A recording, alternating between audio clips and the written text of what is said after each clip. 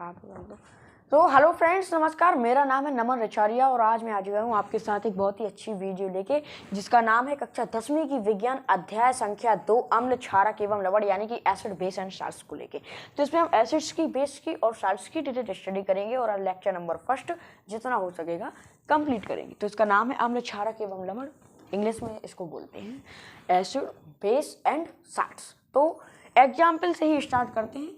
कोशिश करेंगे कि एक स्ट्रेट लाइन खींचे। तो अम्ल, और इसको हम इंग्लिश में बोलते हैं एसिड्स। डिफरेंस के साथ सबसे पहले हम एग्जाम्पल और फिर डिफरेंस के साथ इस चैप्टर की शुरुआत करेंगे। और फिर है क्षारक, जिसको हम इंग्लिश में बोलते हैं बेस। तो एग्जाम्पल से ही स्टार्ट करते हैं।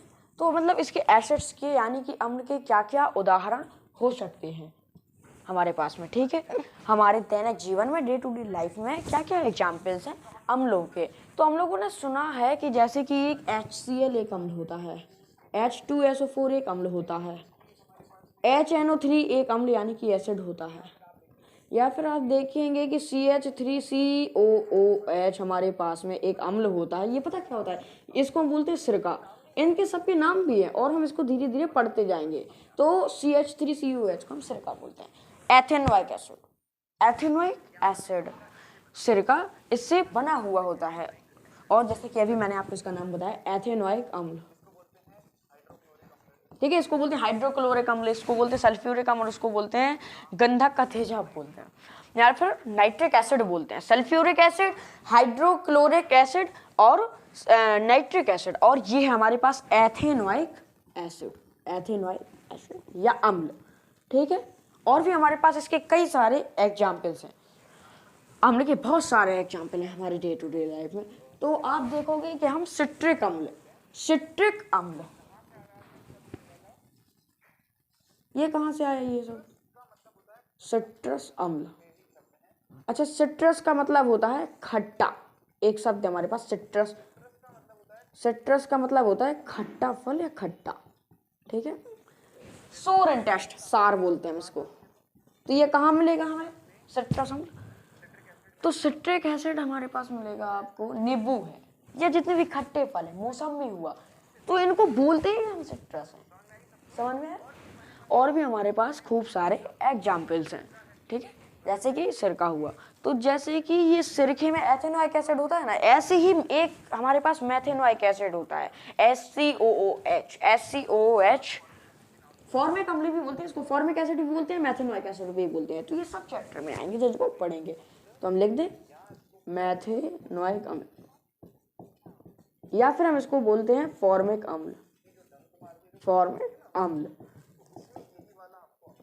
तो जो लाल चींटी होती है उसमें पाया जाता है, लाल चींटी में क्या पाया जाता है? फॉर्मिक अम्ल यानी कि HCOOH, मीथेनोइक एसिड। जब लाल चींटी हमको डंक मारती है तो जो खुली टाइप की होती है ना, वो किसकी वजह से? फॉर्मिक एसिड की वजह से होती है, ठीक है। तो ऐसे बहुत सारे अम्ल जो हमारे चारों तरफ है, जिनका हम अपने जीवन में उपयोग करते हैं। जैसे नींबू निचोड़ के पी लिया तो भी ये भी एक अम्ल है। चींटी ने आके हमको एक डंक मार दिया तो ये अम्ल है।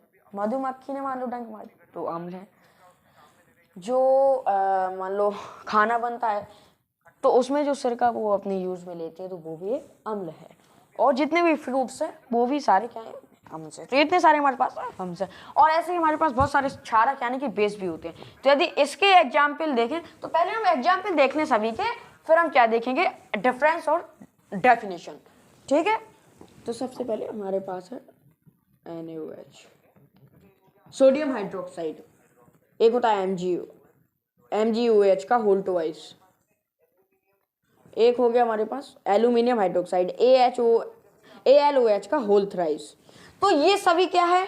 NaOH यानी कि सोडियम हाइड्रोक्साइड, MgOH का होल ट्वाइस यानी कि मैग्नीशियम हाइड्रोक्साइड, और एल्यूमिनियम हाइड्रोक्साइड यानी कि AlOH का होल थ्राइस। ये सारे क्या है? बेसिस हैं, ठीक है।